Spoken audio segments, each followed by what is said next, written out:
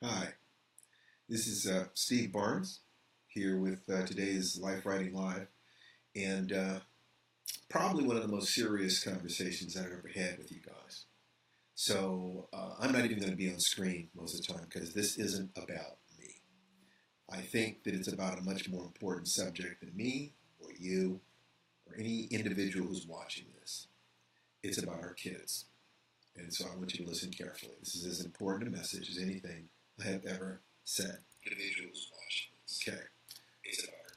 So, here we go. Ah, boy.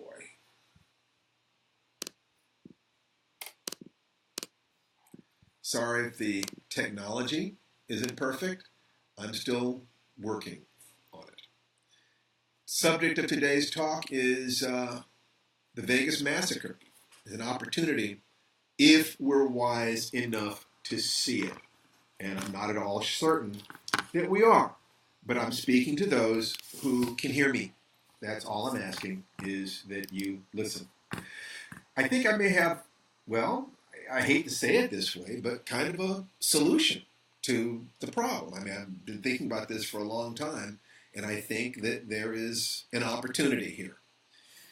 A year ago, I woke up with an insight about a possible solution to the race problem. It was a five-step solution that I've discussed many times since then. Love yourself, love one other person, and the notion of num, which is that there is one soul looking out through many eyes. Understand history without guilt, blame, or shame. Support your tribe. Don't engage with sleepers or snakes and be strong enough to fight monsters. And win with integrity and compassion. I've also discussed the hero's journey. Musashi especially, do not think dishonestly. Sun Tzu, the notion that anger is fear, and where these ideas go. I've explored these, expanded them, given endless examples, and applied them to other arenas like gender, sexual orientation, and politics. But I've never tried to apply them to the gun issue because I'm not an expert. I had to wait for an inspiration. And this morning, I awakened with an inspiration. Here's a quote from Sun Tzu's The Nine Situations, Chapter 11. For the men of Wu and the men of Yu are enemies. Yet if they are crossing a river in the same boat and are caught by a storm, they will come to each other's assistance, just as the left hand helps the right. Now I ask you a question. What's more important, for you to win or for your opponent to lose? I hope you realize that if you focus on your opponent losing, you can lose too, like the scorpion that stings the frog. I ask instead that you focus on winning, and if at all possible, help your opponent to win as well. For the trick is that each of you may need to shift your definition of winning to go deeper than the surface issues to do so. On a basic level, you can start with the assumption of equality. I fight for that, whether the subject is race, gender, or politics. I will slowly, gradually, at great cost, be hauled away from that position. I get attacked by both sides, which is fine by me. Because I see many who start from the assumption of inequality. They too can be moved away from that position, but painfully, gradually, at great cost. And they snap back to those early assumptions first chance they get. And yes, oppressed people, or those who consider themselves oppressed, are just as likely to consider themselves superior as oppressors. Make no mistake about that. Black people do it about white people, women about men, gay about straights, atheists about the religious. This is just human stuff. Miss that. Get politicized. And you might not notice when your allies slowly turn on you until they manipulate you into a heads-I-win, tails-you-lose situation using fear or guilt to disarm and control. It's fascinating to watch, really. By the way, if you appreciate this conversation, please share. Please share. It's an important one. You know, what's even more fun is when these people do this, they try to manipulate me. They don't even notice that I'm aware of it. It's really kind of fun. To focus on the common ground is a tactic of phenomenal import and impact, especially if you are deadlocked. If one side is stronger than the other, there is the potential to simply strike and crush. But if not, it might be time to think differently. Maybe not judo, which, while still gentle, is still about I win, you lose. Maybe it's time to try aikido, which asks us to find common ground, that we can both win, that if I must hurt you, in a very real sense, we both lose. You lose with broken bones, of course, but my spirit has been damaged because, no. The Las Vegas shooting is a perfect example of a situation of common peril, a stormy sea which endangers both armies. If they can step back from their hatred and fear and selfishness and tribalism, they can grasp the core of the problem and find common ground. There are a few things about the gun control debate that I think all sane people can admit if they will take a deep breath. I don't think that any of these points require much more than assuming shared humanity and a little logic. For the sake of simplicity, we'll say the right as Second Amendment advocates and the left as gun control advocates, without any pejoratives attached to either. Can we do that just so we can zip through this? By the way, in terms of language, I'm sorry, but I'm not calling this man a terrorist. I think there's been a corruption of language. A terrorist, in my mind, isn't someone who inspires terror or causes violence. It is a person who uses violence to cause terror with the intent of manipulating the minds, emotions, and actions of a population thereby.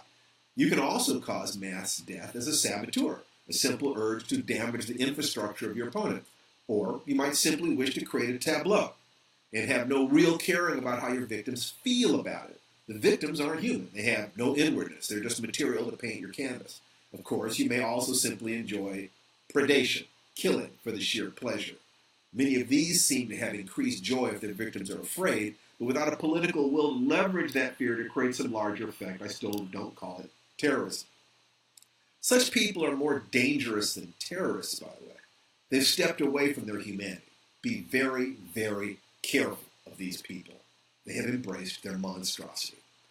Yeah, I've heard that the CIA changed the definitions, but if you don't think intelligence agencies manipulate language to control populations, you may want to pay closer attention. Anyway, as Rod Serling used to say, submitted for your approval. 1. Both left and right believe their positions enhance the chances of survival. For different reasons, yes, but that's what they believe. You don't have to agree with them, but you better believe they aren't just engaging in political theater. 2. The event in Vegas is a nightmare to both sides. The left, because it is a primary nightmare of a killing machine leveraging the power of modern firearms and efficient tactics to slaughter the innocent. The right, because a bad man with a gun can only be stopped by a good man with a gun idea about armed citizens simply doesn't work in this situation. He had the high ground, okay? He had a masked group that could be devastated by unaimed fire in a distance that negated handguns. Bim, bam, boom. Horror show. If the crowd had been armed with automatic rifles, it wouldn't have helped much, let alone handguns. Imagine hundreds of terrified people returning fire against a hotel wall of hundreds of rooms. The death toll would have doubled. And let's not forget an unfortunately politicized reality, the identification. It's not unreasonable to think country western fans skew more right. And if you're right, you're more likely to see yourself, your neighbors, your children, there in country western fans and in some other sorts of concerts. And you know perfectly well what I mean, and don't pretend you don't. When the affected group is like you, it is harder to other them. You could have been in that group, easily could have been in that group, helpless. This is, in other words, a nuclear event where the, quote, answer is an armed population does not work. In this instance, for anyone sane. But that doesn't mean that a person who admits that is interested in giving up their guns. Don't be dishonest. Number 5. Don't be dishonest and say no one wants to take your guns. That's bullshit. No one? Are you kidding? All you have to do is scan Facebook feeds, and you'll see people who are in favor of total gun confiscation. That's the truth. Now, you could say there is no major political movement to take all guns. That's probably true. That can be defended and discussed. But for God's sake, don't pretend that there isn't a difference. If you lie, you lose the right to expect your opponent to tell the truth. And number 6, here's where the opening is. Those willing to speak the truth, on the left or the right, who are willing to see the common humanity. We both want to live, we both love our children, who are willing to look into their own hearts. We are both angry because we're both afraid, have the chance to put down their rhetorical weapons and look at the shared reality. Number 7, that shared reality is that both sides would like to stop the mass murders. And the safeguards currently in place, whether seen as gun regulation or gun availability, have both failed. In this instance, it is not, I believe, unreasonable to say that more guns in the hands of good guys wouldn't have helped a damn bit. But if you don't grasp that the opposite side is listening and reading your threads, just as you are reading their threads and listening to their threads, and they know that some of your people are thinking, take them all or everyone should have them, then lying about it is not only dishonest, it destroys the slender thread of trust that can lead to the future we want. What do we all want? Happiness. To have that, we all need some combination of security and freedom. We all want our children to grow up and live happy lives. Imagine a world with far more happiness, say 2 generations from now. It is the result of decisions and actions taken by our children. We don't need to know what those decisions are as long as they lead to that happiness, that balance of security and freedom. Take your mind for just a moment off the fixed picture of what you have in mind that balance might be, or the need to be so egotistical that if you think you can't think of an answer, or an answer hasn't been found in your lifetime, that there is no answer. Multi-generational problems can require multi-generational solutions. Let our children work it out, if that's what it takes. What we can do is stop lying. Stop acting as if the people on the other side are our enemies. Why? Because it hasn't worked. Simple. It hasn't worked. Because that was based on politics. How can we win? As opposed to philosophy. What is true? Stray from the path of truth. Just 1 foot. And you lose the right to complain that your efforts don't work. If you decide to run east, you give up your right to see a sunset.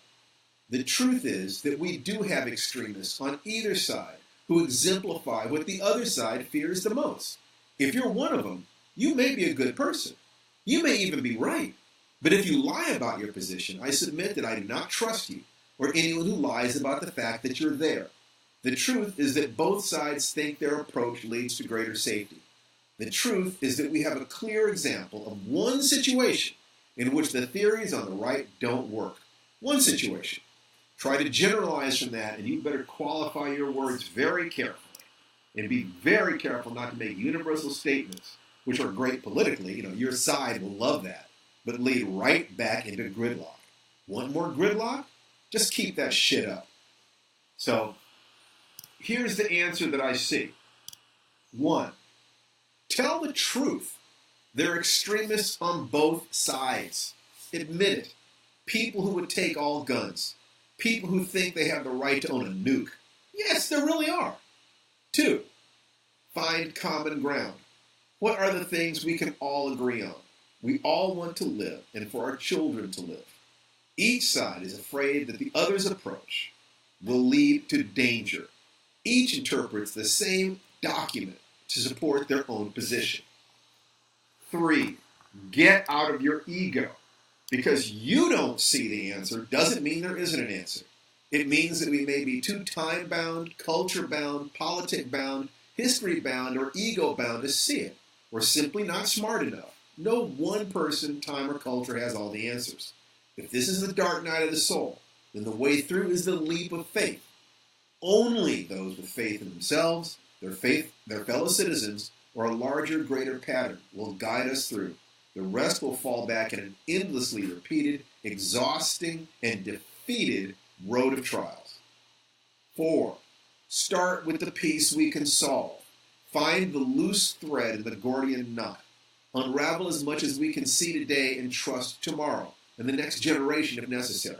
That loose thread is, we are both afraid and we have common interests. Now, apply the 5 steps. 1, love yourself. enough to agree that you'd rather live and be happy than right, according to yesterday's definitions. Get out of your ego. 2, love another human being, enough to imagine horror happening to your child, your spouse, your brothers and sisters. Now ask if counting coup on your opponents is worth the blood of those you love. 3, understand history without guilt, blame, or shame. Also grasp the long view. Human beings have resolved countless apparently unsolvable problems. Sometimes, often, usually, not within a single human lifetime. Get over yourself. Your miserable little lifespan ain't all that important. Don't sacrifice the future because you want it to happen now, immediately, before you take the dirt nap. Maybe it can happen fast, but if so, those who facilitate that will be the ones who can see beyond their own ego need to be right. 4, support your tribe. In this instance, tribe is people who want that healthier, happier future and are willing to focus on the future, happiness, security, freedom, rather than some particular opinion about the tools and strategies that can get us there. People willing to speak the truth. I'm afraid. I want to live, and for my children to live.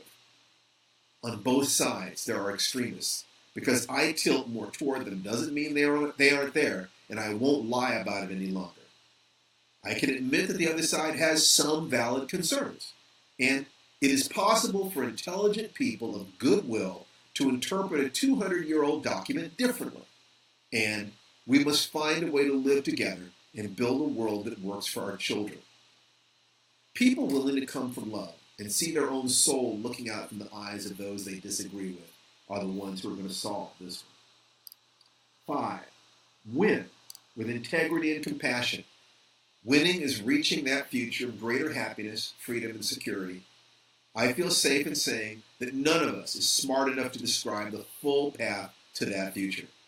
But I believe I've detected a first step, just the first. And if you take one step, you'll see a little more clearly. And only those who can take that step will mark the path that enables someone stronger, smarter, more honest to take 2 more. So that someone else can take 3 steps. And someone else can take 4. That's Musashi's 1,000-mile road. This won't happen fast, because I don't believe many people can do as I suggest. But just for a moment, imagine a world in which people could do as I'm suggesting. Don't you think they could, brainstorming among millions, find an answer? Do you really think this is the worst problem humanity has faced? If so, you never took step number 3. And what are the immediate advantages? A decrease in the net amount of fear and anger in our culture, which diminishes the amount of cause-based violence and increases communication, which leads to brainstorming, which leads to answers undreamed of. The tribe of people willing to communicate honestly gets to grow. I think they will make good neighbors for each other, even if they disagree. That's my answer. Now I'm going to switch back now and, get back. You'll have to pardon me here. But that's my answer. The first step. Meet each other with love and honesty. Don't give each other reason to increase their fear or shame or guilt or anger. That causes them to shut down. You may feel better, but you have accomplished nothing. But man, have you ever been virtue signaling to your own side of the aisle? Showed them good, didn't you? Yeah, real good. Is that worth it for the children who lie bleeding? Is it really? Those who lie or scream or cannot see the common humanity cannot be a part of the discussion. Let them sleep or slither away. Remember, the monsters are crouching in hotel rooms, grinning down at the crowd. Namaste. I love you guys. If you've enjoyed this, please share it. If you like the way these thought patterns work, and you're a writer, you want to share and spreading ideas, go to www.lifewritingpremium.com. Take a look. But most importantly, if you agree, please share this. Take care.